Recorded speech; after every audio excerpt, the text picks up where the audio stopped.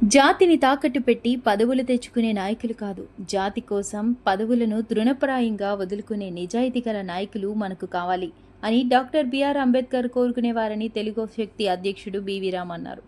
1956లో Lal Bahadur Sastry railway మంత్రిగా పనిచేశారన్నారు. ఆ తరుణంలో రైలు ప్రమాదం సంభవిస్తే నైతిక బాధ్యత వహిస్తూ తన పదవికి రాజీనామా చేశారని ప్రస్తావించారు. అయితే దురదృష్టవశాత్తు ప్రస్తుత రోజుల్లో నైతికత కోసం పదవులను వదులుకునే నాయకులు ఎవరూ కనిపించడం లేదన్నారు.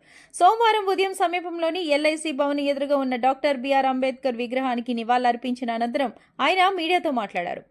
డిఎస్సి పరీక్షలు సజావుగా కొనసాగాయని, స్పోర్ట్స్ కోటాలో భాగంగా ఎంపికైన అభ్యర్థులు అందరూ నిజాయితీగా ఎంపికైన వారేనని మంత్రి నారా లోకేష్ స్పష్టం చేయాలన్నారు. ముఖ్యంగా స్పోర్ట్స్ కోటాలో ఎంపికైన వారి జాబితాను 48 గంటల్లోగా మీడియాకు విడుదల చేయాలని డిమాండ్ చేశారు.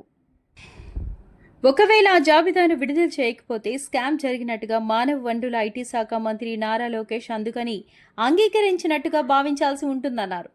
16,547 పోస్టులకు గాను 3,36,000 మంది డిఎస్సి పరీక్షలు రాశారని, వీరందరి భవిష్యత్తును దృష్టిలో పెట్టుకుని డిఎస్సి పరీక్షల నిర్వహణ ఫలితాలకు సంబంధించి సిబిఐచే విచారణ జరిపించాలని ముఖ్యమంత్రి నారా చంద్రబాబు నాయుడు కోరారు.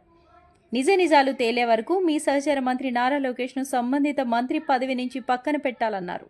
డిఎస్సి స్కామ్ ద్వారా లక్షలాది మంది విద్యార్థుల జీవితాలతో చెలగాటమాడుతున్న వ్యక్తి ఎవరో తక్షణమే తెలియాల్సి ఉందన్నారు.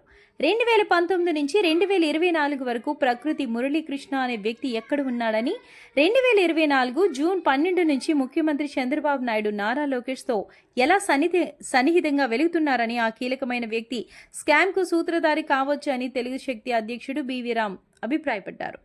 ఈ కార్యక్రమంలో డాక్టర్ నమ్మి అప్పలరాజు యాదవ్, పెద్దాడ రమణ తదితరులు పాల్గొన్నారు. ఈ వ్యక్తి పైన ఎంక్వైరీ చేస్తే మొత్తం ఎలుకలను బయటకు వస్తామని చేస్తాను. డెఫినెట్గా స్పోర్ట్స్ కోటాలో స్కామ్ జరిగింది, ఎటువంటి డౌట్ అని చెప్పి పూర్తి విశ్వాసం పెట్టేస్తాం.